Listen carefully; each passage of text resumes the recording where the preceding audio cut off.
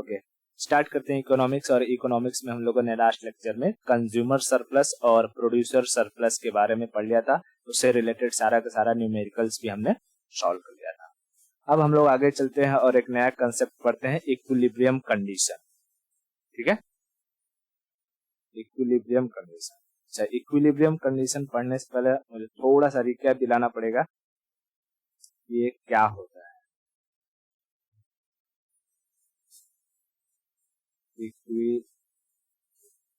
Equilibrium condition, ठीक है, equilibrium condition, संतुलन स्थिति। हिंदी में क्या कहते हैं? संतुलन स्थिति। संतुलन स्थिति, ठीक है, संतुलन स्थिति, संतुलन स्थिति। अच्छा, जैसे हमने जब यूटिलिटी पढ़ा था, क्या पढ़ा था? यूटिलिटी, यूटिलिटी यानी उपयोगिता। उपयोगिता, यूटिलिटी क्या होता था कि किसी भी प्रोडक्ट से हमें जो सेटिस्फैक्शन मिलता है ना, satisfaction of needs is known as the utility, ये हमने पढ़ा था। ठीक है, और उसमें हमने देखा था कि जैसे कोई भी गुड्स होता है, गुड्स, और मैं गुड्स को मान लेता हूं ये मेरा समोसा है, ठीक है, समोसा है।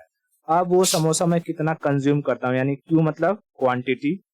मान लो कि 1 समोसा, 2 समोसा, 3 समोसा, 4 समोसा, 5 समोसा मैंने कंज्यूम किया, और इस कंजम्पशन से हम अपना सेटिस्फैक्शन निकालते थे, रेटिंग देते थे, जिसे हम कहते थे टोटल यूटिलिटी, है ना, टोटल यूटिलिटी लिखते थे।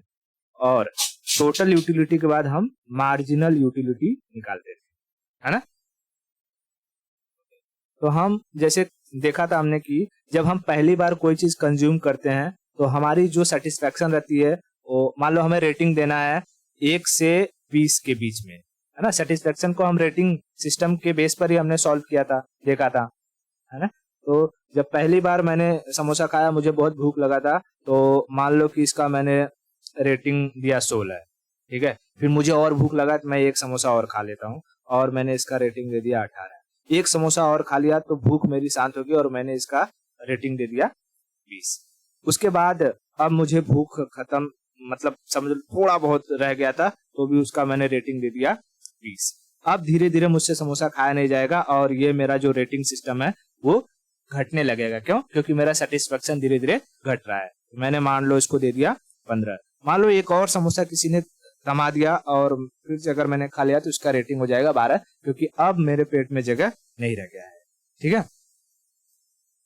तो इस तरीके से हमने देखा था हमारे जो टोटल यूटिलिटी थी, पहले 16 से 18 हुई, 18 से 20 हुई, 20 के बाद एक कांस्टेंट हुई और फिर धीरे धीरे घटने लगी, है ना। हमारी जो सेटिस्फेक्शन है बढ़ते हुए क्वांटिटी के साथ, यानी जैसे जैसे हम कंजम्पशन बढ़ा रहे हैं हमारा सेटिस्फेक्शन धीरे धीरे डिक्रीज हो रहा है ना। पहले टोटल यूटिलिटी की अगर बात करें तो पहले बढ़ा, फिर कांस्टेंट हुआ, फिर घट गया। लेकिन अगर हम वही मार्जिनल यूटिलिटी बात करें, मार्जिनल यूटिलिटी क्या होता है?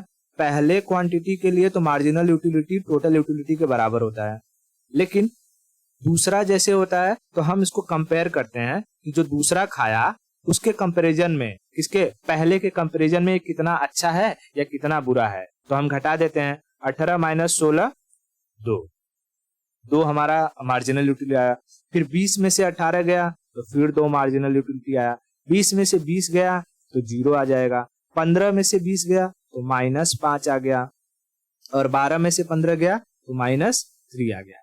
यानी अगर हम क्वांटिटी और मार्जिनल यूटिलिटी की बात करें तो जैसे जैसे हम क्वांटिटी को बढ़ाते जाते हैं, यानी क्वांटिटी मतलब कंजम्पशन को बढ़ाते जाते हैं, वैसे वैसे हमारी मार्जिनल यूटिलिटी घटती जाती है ना। मार्जिनल यूटिलिटी हमारी घट रही है। जैसे पहले 1 खाया था तो मार्जिनल यूटिलिटी यानी हमारा सेटिस्फेक्शन मान लो 16 था, फिर उसके बाद 2 खाया तो 2 हुआ, 3 खाया तो 2 हुआ, 4 खाया तो 0 हो गया, 5 समोसा खा लिया तो -5 हो गया, 6 समोसा खा लिया तो -3 हो गया। यानी जैसे जैसे जैसे जैसे हम कंजम्पशन को बढ़ाएंगे हमारी सेटिस्फेक्शन धीरे धीरे डिक्रीज होती रहेगी, और सेटिस्फेक्शन को रिप्रेजेंट करता है ये मार्जिनल यूटिलिटी। ठीक है, अब इसी चीज को इक्विलिब्रियम कंडीशन में हम कैसे देखते हैं उसके बारे में समझते हैं। ठीक है, देखो जैसे सेम यही सिचुएशन है। अब यहाँ पर ना मैं ये टोटल जो यूटिलिटी है इसकी बात नहीं करूंगा, हम बात करेंगे सीधा क्वांटिटी और मार्जिनल यूटिलिटी। ठीक है, ओके। अब यहाँ ध्यान से देखना, जैसे मैंने कहा ये जो समोसा है ना, किसी दुकान पर गए शॉप पर और शॉप वाले ने ऑफर दिया कि भाई तुम 100 रुपए दो और जितना समोसा खाना है उतना खा लो। ठीक है, 100 रुपए दो और जितना समोसा खाना है खा लो। और मेरे दिमाग में चल रहा है कि अच्छा मेरे एरिया में समोसा बाहर 25 रुपए का एक मिलता है, तो मैं अगर 100 रुपए दे रहा हूं तो कम से कम 4 समोसा खाऊंगा। ठीक है, मतलब दिमाग में ऐसा चल रहा है कि कम से कम 4 समोसा खाऊंगा। लेकिन उसका जो समोसा वाला है वो समोसा वाला काफी अच्छा क्वालिटी का बनाया है और उसके समोसे की जो साइज है वो भी बड़ा है। ठीक है, तो लेकिन मेरे दिमाग में क्या बैठ गया कि मैं कम से कम अपने प्राइस जितना दिया है 100 रुपए दिया है तो प्राइस के बराबर तो मैं समोसा खत्म करूंगा ही, उससे अधिक खाऊंगा चलेगा लेकिन उससे कम तो नहीं है खाऊंगा, है ना। हाँ, तो जैसे मैंने पहले समोसा लिया, एक समोसा खाया, जब एक समोसा खाया तो मेरी मार्जिनल यूटिलिटी मान लो कि मैंने दिया 20। ठीक है, बोला कि 20 मार्जिनल, मतलब मेरा सेटिस्फेक्शन लगा, हाँ यार समोसा अच्छा है, 20 देना चाहिए रेटिंग। ठीक है, फिर से मैंने दूसरा समोसा खाया तो वो हो गया कि अब थोड़ा सा 18 हो गया मार्जिनल यूटिलिटी, क्योंकि मार्जिनल यूटिलिटी कंजम्पशन के साथ क्या होगी, घटेगी। मार्जिनल यूटिलिटी कंजम्पशन के साथ घटेगी। ठीक है, फिर मैंने तीसरा समोसा खाया तो मेरा पेट हैवी हो गया था। अब ये मार्जिनल यूटिलिटी घट के हो गई मान लो 16 हो गई। ठीक है, 16 हो गई। फिर मैंने चौथा समोसा खाया, चौथा समोसा खाते ही मेरी जो मार्जिनल यूटिलिटी थी, मार्जिनल यूटिलिटी घट के कितनी हो गई, जो है 10 हो गई मान लो। ठीक है, मार्जिनल यूटिलिटी घट के 10 हो गई। ठीक है, इतना क्लियर हुआ। ओके, मार्जिनल यूटिलिटी घट के 10 हो गई। अच्छा, अगर ये तो मैंने रेटिंग सिस्टम दिया है, किसमें रेटिंग सिस्टम दे दिया है कि मान लो 1 से 20 के बीच में रेटिंग सिस्टम देना है। ठीक है, 1 से 20 के बीच में रेटिंग सिस्टम। लेकिन कभी कभी क्या होता है कि प्राइस के बेसिस पर रेटिंग सिस्टम डिसाइड होता है। ठीक है, अगर तुमने 100 रुपए दिया है तो तुमको रेटिंग सिस्टम जो है हो सकता है कि 100 से 200 के बीच में देना हो। ठीक है, रेटिंग सिस्टम कितने से कितने के बीच में देना हो, 100 से 200 के बीच में। क्यों? क्योंकि यहाँ पर देखा जाएगा कि कंज्यूमर ना जो अपना प्राइस दिया है उस प्राइस तक आते क्या वो सेटिस्फाई हो जाता है, क्या उसका सेटिस्फेक्शन देखता है कि वो कितना कंज्यूम कर पाता है। तो मैं यहाँ जो 20 लिखा हूँ, ये 20, 18, 10 इसको हटा देता हूँ। मान लो कि मैंने जब समोसा खाया तो मेरी पहली समोसा के लिए जो सेटिस्फेक्शन आई वो 200 आई। ठीक है, मैंने कहा बहुत बढ़िया समोसा बनाया भाई, बहुत बढ़िया समोसा है, मैंने 200 दिया और बड़ा समोसा था। फिर दूसरा कंज्यूम किया, मैं बोला एक और तो खाऊंगा, 100 रुपए दिया हूँ तो कम से कम 4 समोसा खाऊंगा मैं। तो मैंने दूसरा भी समोसा खा लिया और थोड़ा सा पेट भर गया था तो रेटिंग सिस्टम मेरी घट गई और मैंने इसको दे दिया कि 150 आ गया। ठीक है, फिर मैंने तीसरा समोसा खाया और जो कि घट करके ये आ गया 125। ठीक है, फिर मैंने चौथा समोसा खाया और मेरी जो ये मार्जिनल यूटिलिटी थी वो घट करके आ गई 100। ठीक है, 100 आ गई। अब मैंने फिर मेरे दिमाग में आ गया कि मैंने 4 समोसा खा लिया, 100 रुपए दिया था, बाहर मेरे 25 रुपए का एक समोसा मिलता है, यानी 100 रुपए में 4 समोसा मैं आराम से बाहर खा सकता था। यहाँ पर भी मैं 4 समोसा खा लिया हूँ और देखा कि 4 समोसा खाते खाते मेरी हालत खराब हो गई है, मतलब अब उससे ज्यादा ना समोसा मुझसे खाया नहीं जाएगा। ठीक है, तो भी मैं जबरदस्ती फ्री का है 100 रुपए दिया हूँ और समोसा खाने की कोशिश करूंगा। ठीक है, मैं और समोसा खाया, मेरी सेटिस्फेक्शन घट के आ गई बाप रे बाप 80। ठीक है, उसके बाद एक और दोस्त आ गया, बोला भाई एक और। मैंने कहा बस नहीं, बोला एक और ले, एक समोसा और खा लिया। अब बोला बस नहीं, मैं आ गया 50 पर। ठीक है, यानी अगर मैं कहूं कि जो मुझे मैक्सिमम सेटिस्फेक्शन मिल गया था कहां पर, ये चौथे समोसा पर। ठीक है, चौथे समोसा पर मुझे मैक्सिमम सेटिस्फेक्शन मिल गया था। मेरे दिमाग में बना हुआ था कि भाई 100 रुपए तक का समोसा खाना है और चौथे जब से समोसा खाया था मैंने देखा कि मेरी जो मार्जिनल यूटिलिटी थी वो 100 आ चुकी थी। ठीक है, मार्जिनल यूटिलिटी कितनी आ चुकी थी? 100। ठीक है, यानी ये 100 जो मार्जिनल यूटिलिटी है मेरे प्राइस के बराबर है ना। यहां देखना, एक तरफ है मेरा प्राइस समोसा का, कितना है? 100 रुपए, और जहां मेरी मार्जिनल यूटिलिटी भी 100 हो गई। ठीक है, मार्जिनल यूटिलिटी भी मेरी 100 हो गई। यही सिचुएशन कहलाता है equilibrium condition. Equilibrium condition, equilibrium condition. Condition क्या होता है? When marginal utility of good, मैंने क्या लिया है? समोसा लिया है, तो यहां लिख देता हूं समोसा। ठीक है, marginal utility of samosa is equal to the price of samosa.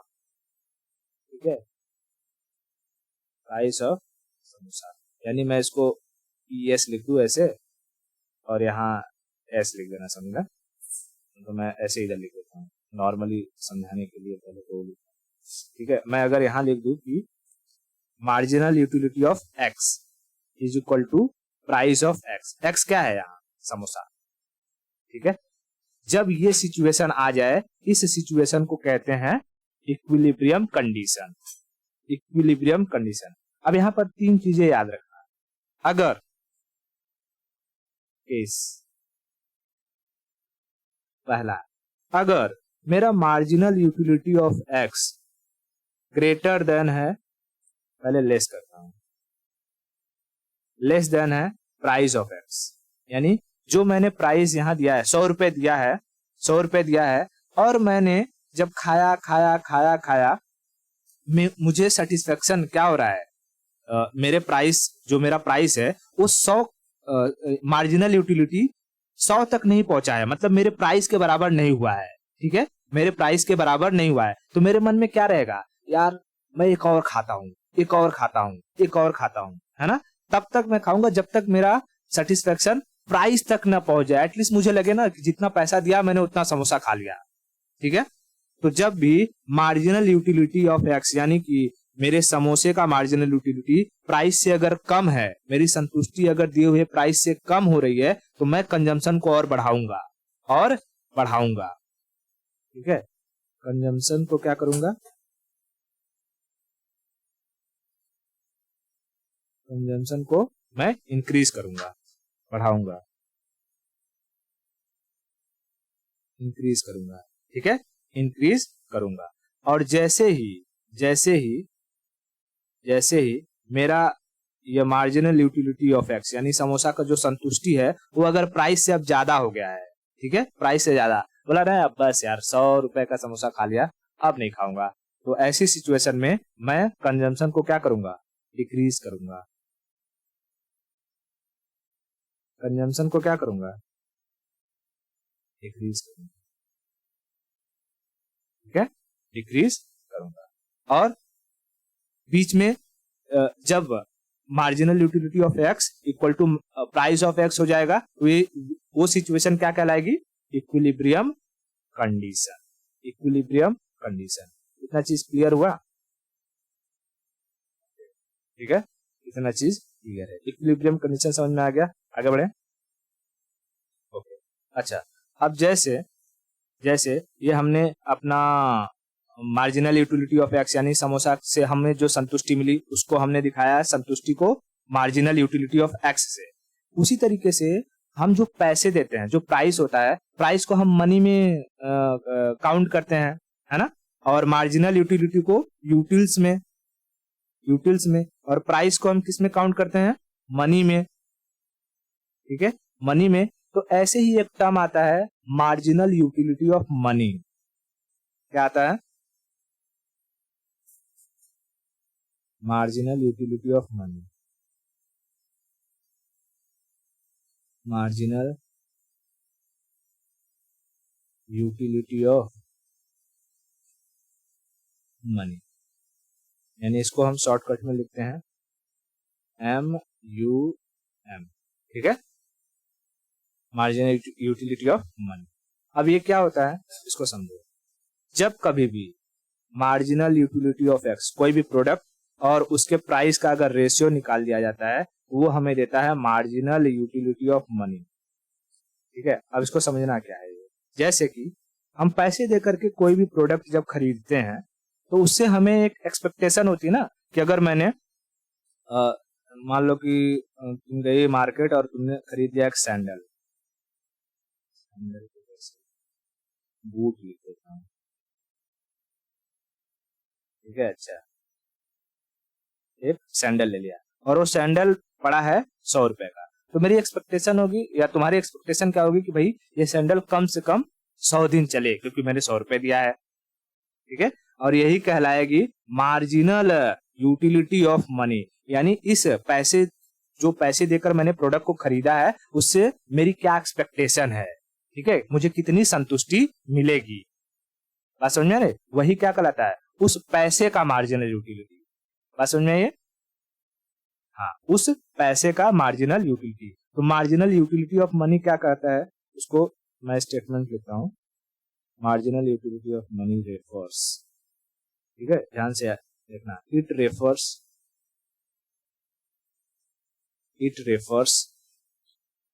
To the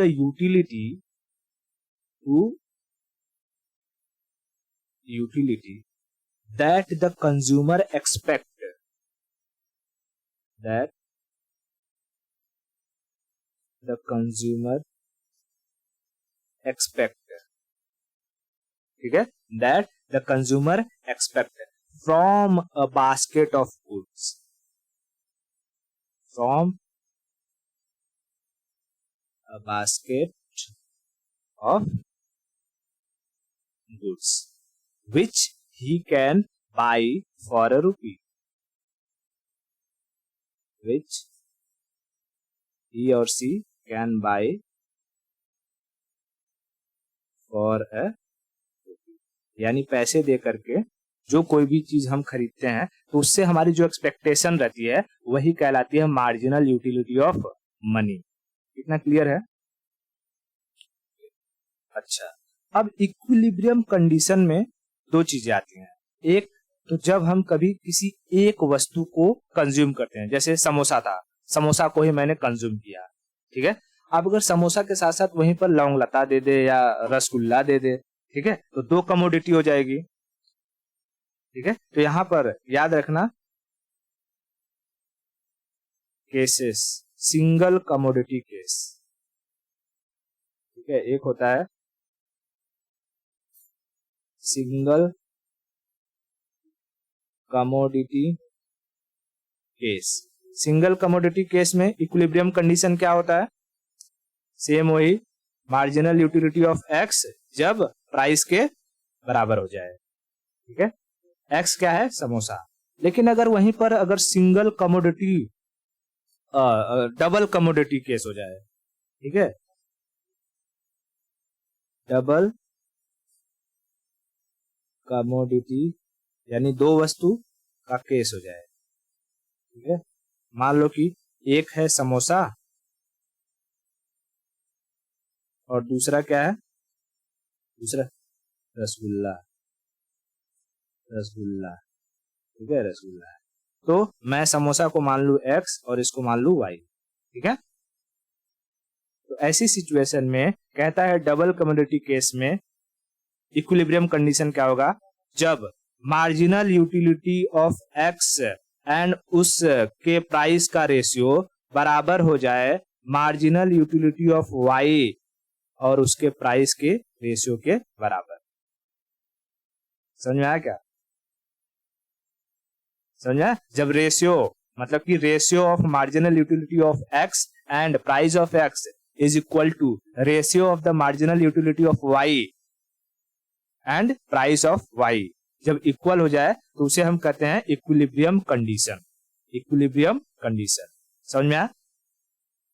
okay, अच्छा, ये अगर मैं इसको कह दूं इक्वेशन नंबर 1 और इसको कह दूं इक्वेशन नंबर 2, तो दोनों इक्वेशन को क्या मैं इक्वेट कर सकता हूं क्या? ये mu x upon P X is equal to mu m है और यहाँ पर M U X upon P X is equal to M U Y upon P of Y है, तो मैं कह सकता हूँ M U X upon P X is equal to M U Y upon P Y is equal to M U M,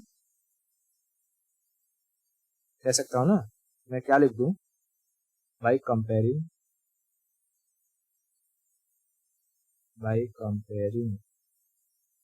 one and two, मैं क्या कहूंगा, marginal utility of X upon P X is equal to marginal utility of Y upon P Y is equal to marginal utility of M money.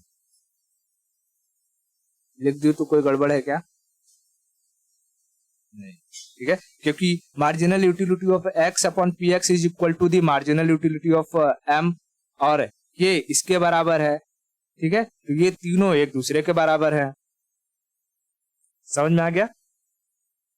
Okay, अब देख, ऐसे ही ये equilibrium condition में ये तीन चीजें कौन कौन से याद रखना है। पहला तो सिंगल कमोडिटी के केस में इक्विलिब्रियम कंडीशन क्या होगी, दूसरा डबल कमोडिटी के केस में इक्विलिब्रियम कंडीशन क्या होगी, और तीसरा ये इक्वेशन जब मनी के केस में मार्जिनल यूटिलिटी ऑफ मनी या इन case of money equilibrium condition क्या होगी।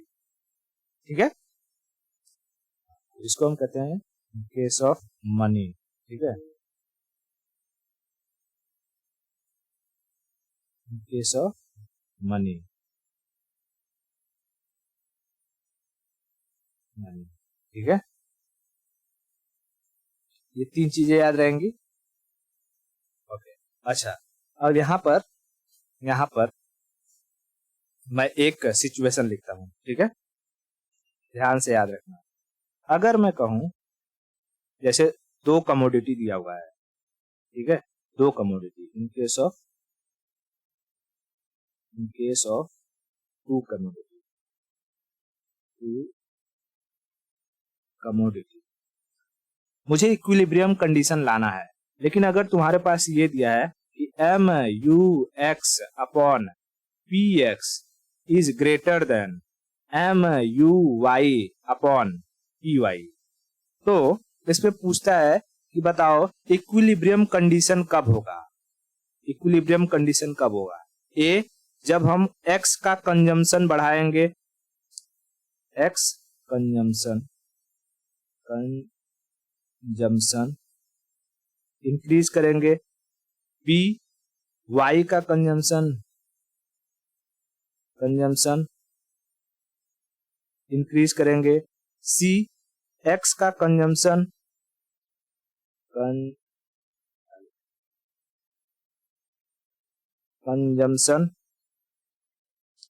डिक्रीज करेंगे, या डी, वाई का कंजम्पशन डिक्रीज करेंगे। बताओ एबीसीडी में से मैं ऐसा क्या करूंगा कि ये जो केस दिया है ये मेरा इक्विलिब्रियम की कंडीशन में आ जाए।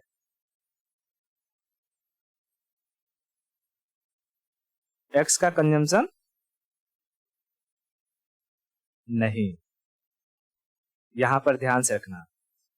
हमने देखा यहां पर क्या, जैसे जैसे मैं कंजम्पशन बढ़ाता हूं मेरी मार्जिनल यूटिलिटी ऑटोमेटिकली कम होने लगती है ना। तो यहां पर अगर मुझे ये तो ऑलरेडी कम है और मुझे कम किसको करना है, इसको, तो ये कम कब होगा, जब मैं एक्स को यानी समोसा को खाते जाऊंगा, तो एक सिचुएशन ऐसी आ जाएगी, बस अब नहीं खाया जाएगा, है ना। तो ऐसी सिचुएशन में हमें एक्स का कंजम्पशन क्या करना है, बढ़ाना है। ठीक है, तो एक्स कंजम्पशन इंक्रीज कर दो, तब ये दोनों क्या आ जाएंगे, इक्विलिब्रियम कंडीशन पर। ठीक है, तो दोनों हो जाएंगे M U X upon P X is equal to M U Y upon P Y, है ना। और सेम अगर यहां पर सिचुएशन उलट दे तो, अगर यहां पर दे दे जैसे M U X upon P X is less than M U Y upon P Y, तब इस सिचुएशन में क्या होगा,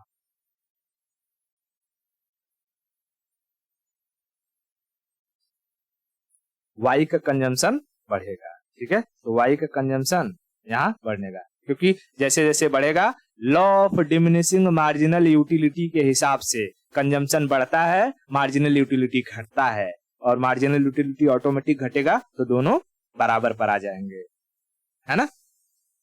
तो इस दूसरे सिचुएशन में आंसर क्या हो जाएगा, ये बी हो जाएगा। ठीक है, तो मैं यहां लिख देता हूं, इंक्रीज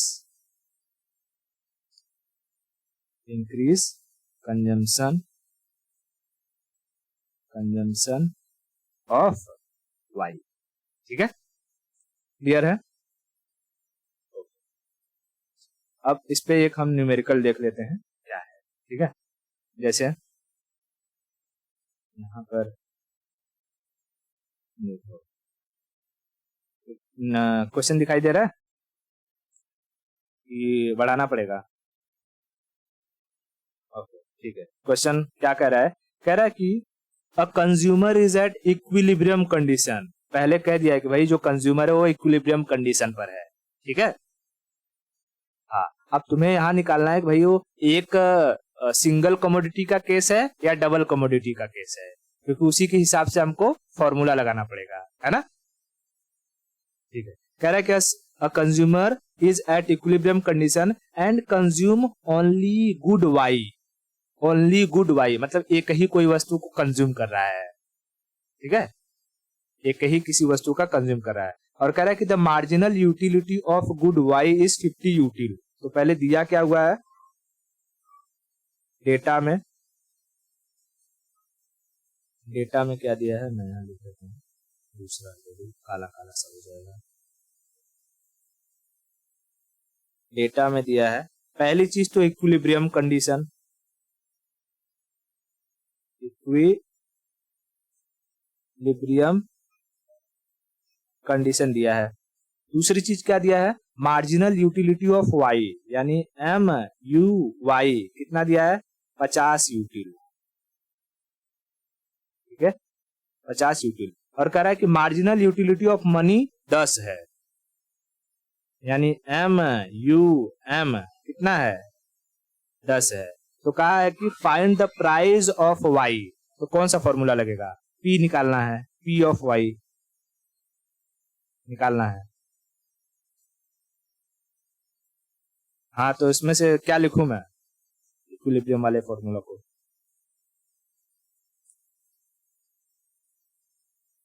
प्राइस निकालना है, तो क्या लिखूं, M U Y upon P Y equal to M U M. Very good. ठीक है, ये फॉर्मूला लग जाएगा, और हमको पता है कि ये वहां चला जाएगा, ये इधर, और नीचे आ जाएगा। तो M U Y upon M U M is equal to P Y. तो एम यू वाई कितना है, 50, और एम यू एम है 10। ये हो जाएगा पी वाई, कितना आ जाएगा, 5। ठीक है, ये हमारा 5 आंसर हो जाएगा। समझ में आ गया ये। ठीक है, ये पहला कंसेप्ट एकदम क्लियर है इक्विलिब्रियम कंडीशन का, बहुत सही। ठीक है, अब आगे चलते हैं हम लोग एक दूसरे कंसेप्ट की तरफ, प्रोडक्शन के बारे में हम समझते हैं। ठीक है, अच्छा, प्रोडक्शन को समझने से पहले हमें ये समझना इंपॉर्टेंट है कि जरूरी क्या होता है प्रोडक्शन के लिए। किसी भी चीज को हम अगर हमें प्रोड्यूस करना है तो हमें क्या क्या चीजें चाहिए रहती हैं। हम बहुत पहले पढ़ चुके हैं वैसे थोड़ा सा। अगर मैं कहूं प्रोडक्शन के कितने फैक्टर,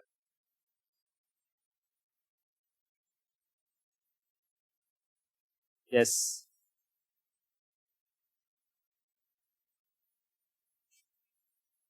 प्रोडक्शन के 4 factor, yes yes yes yes yes. 4 factor कौन से, लेबर, लैंड, लिक्विडिटी, लिक्विडिटी मतलब पैसा, मनी, मनी, और एंटरप्रेन्योर, उद्यमी, एंटरप्रेन्योर, एंटरप्रेन्योर यानी उद्यमी। ये 4 प्रोडक्शन के फैक्टर होते हैं। ठीक है, हमें ये 4 चीजों की जरूरत पड़ती है किसी भी चीज को प्रोड्यूस करने के लिए। ठीक है, अच्छा कहेगा ठीक है फैक्टर तो बराबर है, भाई प्रोडक्शन क्या होता है, प्रोडक्शन होता क्या है, कोई आइडिया? प्रोडक्शन क्या होता है? हाँ क्या प्रोड्यूस, ठीक है, प्रोडक्शन क्या होता है समझो। प्रोडक्शन एक ऐसा एक्ट है जिसमें हम गुड्स या सर्विसेज के वो आउटपुट क्रिएट करते हैं, वो आउटपुट क्रिएट करते हैं जिनकी कुछ वैल्यू होती है और जो हमारी यूटिलिटी में कंट्रीब्यूट करते हैं, यानी हमारी उपयोगिता में उनका इस्तेमाल किया जाता है। मैं पहले स्टेटमेंट लिखता हूं फिर you will get to know कि हाँ से क्या है। ठीक है, production this is the act,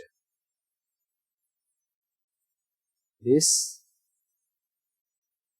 is the act, this is the act of creating an output,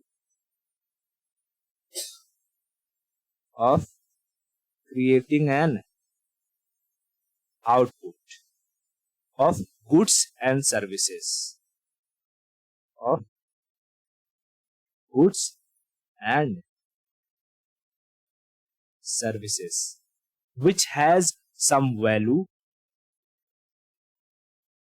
which has values and contributes to the and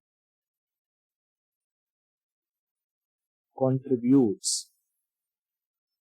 to the utility of individual, utility of individual। समझ में आया क्या कहता है production किसे कहते हैं? किसी भी गुड्स या सर्विसेज को क्रिएट करना जिसका कुछ वैल्यू हो और जिसका इस्तेमाल किसी इंडिविजुअल के लिए उपयोगी हो, मतलब जो किसी इंडिविजुअल के लिए उपयोगी हो। जैसे मैं एग्जांपल में दूं, एग्जांपल में जैसे एग्जांपल में कोई ये बॉटल है, वाटर बॉटल है, ठीक है, वाटर बॉटल।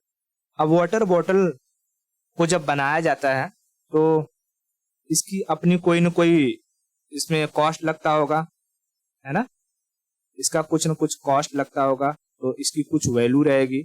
और यह इस्तेमाल किस लिए होता है? यूज तो पीने के लिए, पानी पीने के लिए या कोई भी चीज लिक्विड रखने के लिए, है ना, इसका इस्तेमाल होता है। तो इसकी एक वैल्यू है और ये किसी की उपयोगिता में काम भी आ रहा है, कंट्रीब्यूट कर रहा है, तो इसे हम क्या कहेंगे? जब बॉटल को, बहुत सारे बॉटल को क्रिएट किया जाएगा, कहेंगे बॉटल का प्रोडक्शन हो रहा है।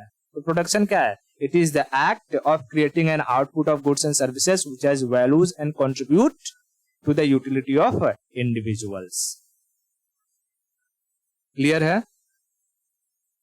ओके। अब जैसे ही मैंने कहा कि प्रोडक्शन करने के लिए हमें एक तो 4 फैक्टर जरूरी है, लैंड, लेबर, लिक्विडिटी और एंटरप्रेन्योर। उसी वक्त एक टर्मिनोलॉजी आ जाती है, कॉस्ट किसे कहते हैं? कॉस्ट किसे कहेंगे? जैसे ये बॉटल को बनाने के लिए हमें कुछ रॉ मटेरियल चाहिए रहेगा, है ना, प्लास्टिक, मैन्योर, उसका फिर स्टिकर, कुछ न कुछ चाहिए रहेगा। तो एक बॉटल को क्रिएट करने के लिए, मैन्युफैक्चर करने के लिए जो अमाउंट ऑफ मनी की जरूरत पड़ती है उसे हम उस बॉटल का क्या कहते हैं? कॉस्ट, है ना, कॉस्ट। और उस पर अपना प्रॉफिट रख करके उसे मार्केट में बेच देंगे, उससे जो पैसा आएगा उसे हम कहेंगे रेवेन्यू। ठीक है, तो क्या रेवेन्यू प्रोडक्शन में लगे पैसे को कहते हैं या प्रोडक्शन हुए चीजों को बेचने से मिले पैसे को? प्रोडक्शन में लगे हुए पैसे को कॉस्ट कहते हैं। ठीक है, प्रोडक्शन से को बेचकर जो पैसा मिलता है उसे रेवेन्यू कहते हैं। मैंने रेवेन्यू पूछा है, ठीक है, तो कॉस्ट किसे कहेंगे? Cost amount required during the production, या money, amount of money required, amount of money required for production, तो क्या कहलाएगा? कॉस्ट, वो कॉस्ट कहलाएगा। इतना चीज समझ में आया? ये छोटी छोटी चीजों में कंफ्यूज मत होला, कॉस्ट क्या होता है, प्राइस क्या होता है, रेवेन्यू क्या होता है, ठीक है, लगेगा सब एक ही है, लेकिन माइनर सा फर्क रहता है इसमें, ठीक है। ओके, इतना क्लियर है? अच्छा, अब ये प्रोडक्शन समझ में आ गया, कॉस्ट समझ में आ गया। अब इसी में एक टर्म आता है प्रोडक्शन फंक्शन, ठीक है, प्रोडक्शन फंक्शन, इसको भी समझ लेते हैं।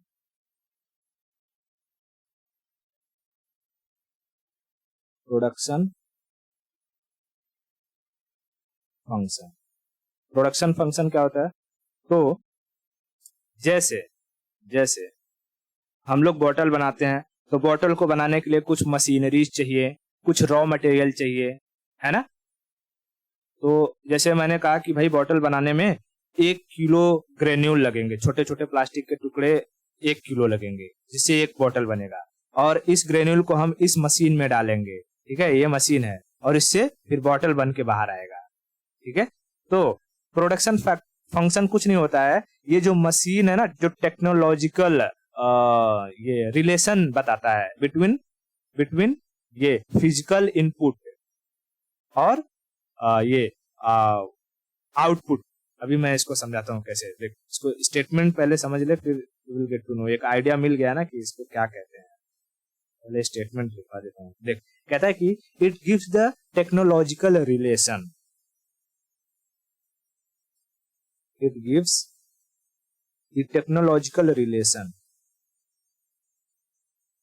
technological relation किसमें? between quantity of physical input, between quantity of physical input, physical input and quantity of physical, sorry, quantity of output of goods, quantity of output of goods, ठीक है। जैसे example में हमें क्या बनाना है, मान लो कि वही बॉटल ही बनाना है, ठीक है। बॉटल की जगह मैं ले लेता हूँ पार्ले जी, वो ज्यादा समझ में आएगा।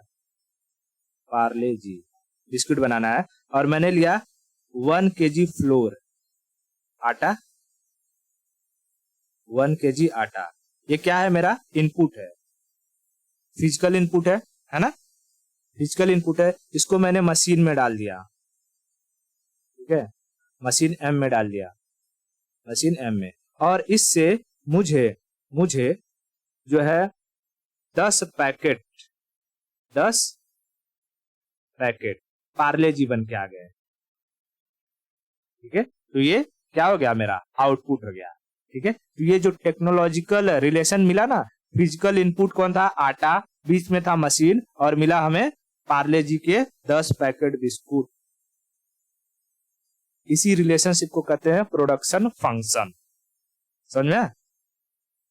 यही चीज लिखा है, it gives the technological relation between the quantity of physical input and quantity of output of goods, ठीक है। क्लियर हो गया? आगे बढ़ जाएं। अब हम लोग समझते हैं कि कितने टाइप के प्रोडक्शन होते हैं।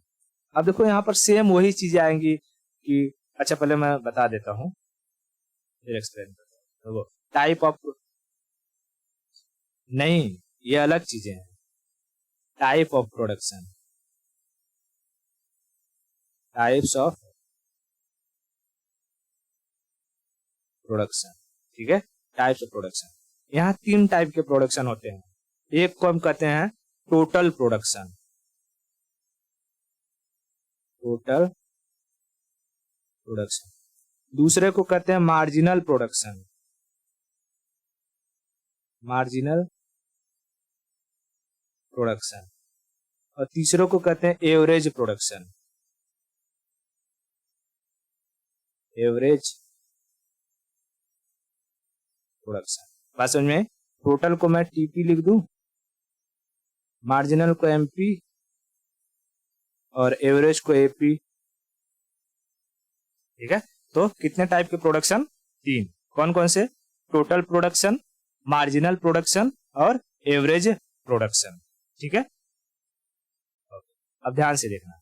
टोटल प्रोडक्शन क्या होगा कि जैसे किसी एक पर्टिकुलर टाइम पीरियड में मैंने जैसे कहा कि भाई बॉटल का मैन्युफैक्चरिंग करनी है, 1 घंटे में मेरे पास एक मशीन है और 1 घंटे में एक मशीन 100 बॉटल बना रही है, तो ये मेरा क्या हो गया? टोटल प्रोडक्शन हो जाएगा कि 1 घंटे में मेरे पास अगर एक मशीन है तो 100 बॉटल बना रही है, और 100 बॉटल मेरा टोटल प्रोडक्शन हो गया।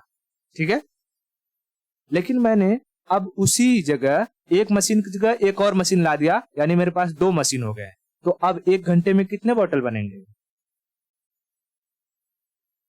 हाँ, 200 बॉटल बनेंगे, यानी मेरा अब टोटल प्रोडक्शन कितना हो जाएगा? 200 हो जाएगा। अब अगर मुझे मार्जिन निकालना रहेगा तो क्या करूंगा?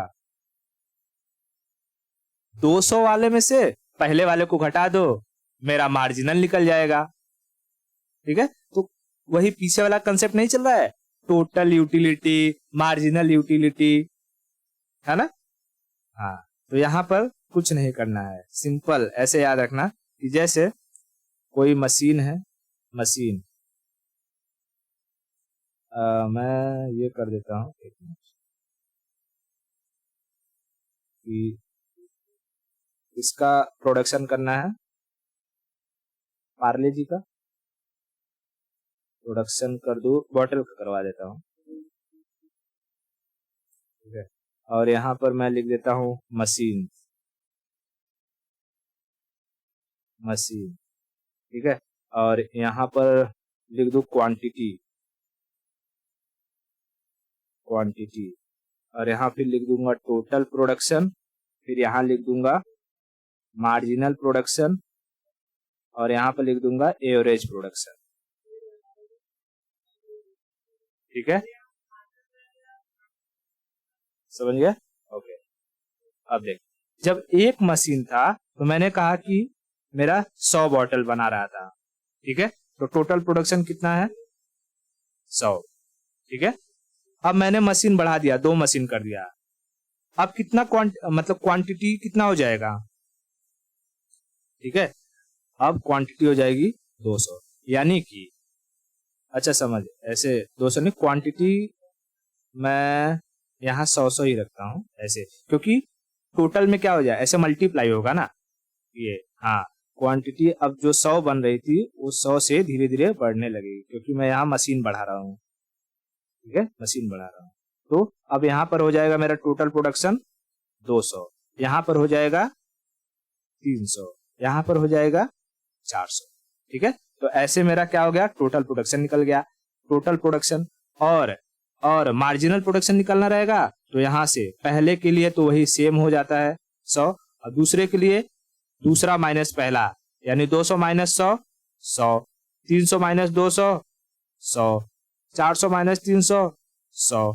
ठीक है, तो ये मेरा एक मार्जिनल प्रोडक्शन मिल जाएगा। अब एवरेज प्रोडक्शन क्या होता है?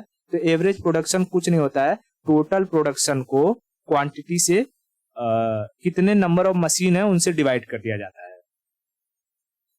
ठीक है, टोटल प्रोडक्शन को कितने नंबर्स ऑफ मशीन है उससे डिवाइड कर दो, एवरेज प्रोडक्शन मिल जाएगा। जैसे पहले के लिए अगर टोटल प्रोडक्शन 100 था, मशीन 1 था, तो एवरेज प्रोडक्शन कितना हो जाएगा? 100/1 यानी 100।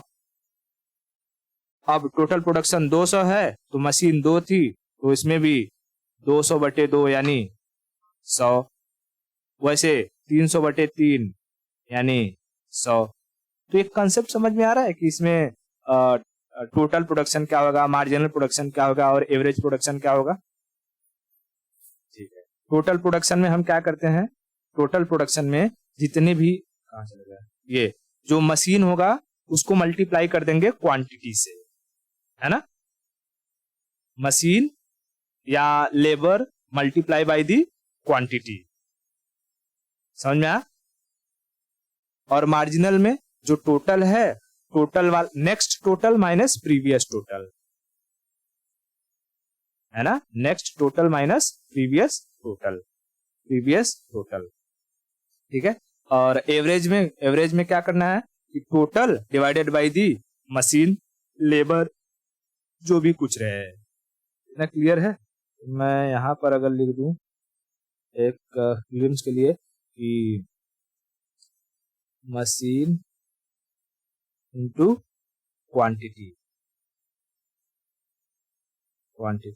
और मार्जिनल में क्या हो जाएगा, next total production minus previous total production, और एवरेज में क्या हो जाएगा, total production divided by machine, ठीक है। ये प्रोडक्शन समझ में आ गया, बहुत बढ़िया, ठीक है। अब हम समझते हैं कि जो प्रोडक्शन होता है ना, प्रोडक्शन क्वालिटी और प्राइस पर हम प्रोडक्शन को कितने भागों में डिवाइड कर सकते हैं, किस पे, क्वालिटी और प्राइस,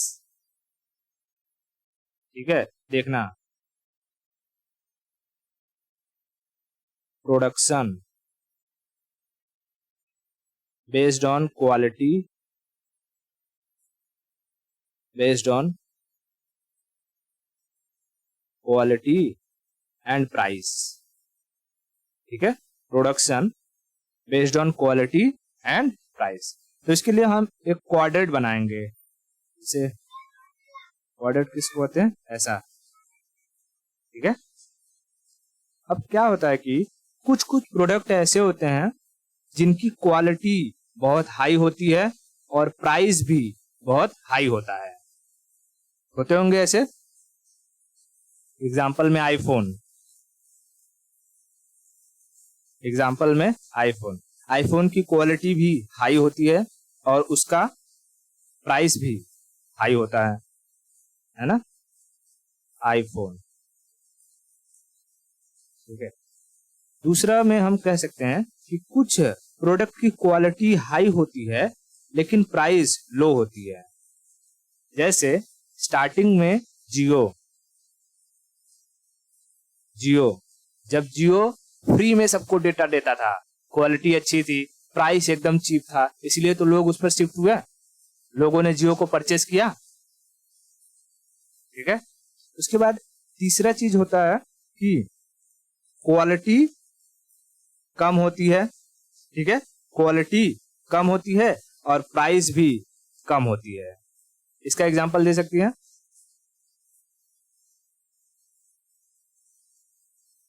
यस, चाइनीज सामान, है ना, चाइनीज गुड्स, इनकी क्वालिटी भी कम रहती है, कब तक चलेगा किसी को पता नहीं, और प्राइस भी कम रहता है, ठीक है। चला तो चांद तक, नहीं तो रात तक, हाँ, तो उसका रॉकेट जाते जाते तितर बितर हो जाता है, ठीक है। और उसके बाद एक होता है जिसमें क्वालिटी कम होती है लेकिन प्राइस साला बहुत हाई होता है, ठीक है, प्राइस हाई होता है। सोच ये कहाँ मिलता होगा, ये ऐसे सामान होते हैं जो इंसान वन टाइम परचेस करता है, जैसे तू कहीं घूमने गई टूरिज्म के लिए, वहां से कोई सामान लेके आई, तो वहां पर तू प्राइस हाई देगी, पता चला घर पे लाते ही टूट टाट गया, 2 दिन भी नहीं चला। ऐसे सामान जो ट्रेवलिंग के टाइम में हम खरीदते होंगे, बस में, ट्रेन में, समझ में आ रहा है ना, उनकी प्राइस भी हाई रहती है लेकिन क्वालिटी एकदम बकवास, समझ में आया? तो गुड्स इन ट्रेन्स, बस, टूरिज्म या ट्रांसपोर्टेशन,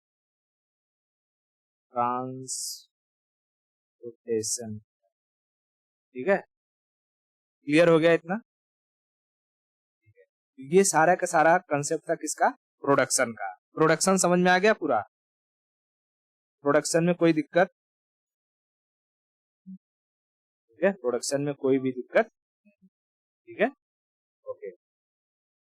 अब एक छोटा सा और कंसेप्ट रह जाता है रेवेन्यू का, इसी में खत्म कर देता हूँ। ठीक है, हाँ, नहीं तो फिर वो रह जाएगा, कोई मतलब नहीं रहेगा। अब देखो रेवेन्यू क्या होता है। जैसे जैसे मैंने ये सारा का सारा सामान बना लिया, बनाने में जो पैसा लगा उसे हमने कॉस्ट कहा। अब इस सामान को जैसे ही मैं बेच दूंगा, उससे जो पैसा आएगा उसे मैं क्या कहूंगा?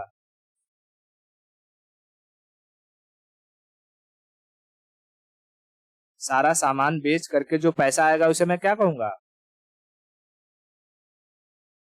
रेवेन्यू। दिमाग कहाँ है? वॉइस जा रही है क्या?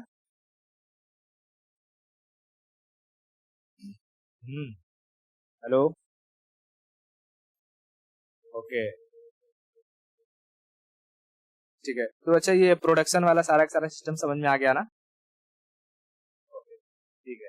ये काम करते हैं, अभी के लिए इतने रखते हैं। बाकी की स्टोरी हम लोग नेक्स्ट लेक्चर में देख लेंगे। उसको रेवेन्यू वाला सिस्टम, उसको हम लोग नेक्स्ट लेक्चर में देखेंगे। ठीक है।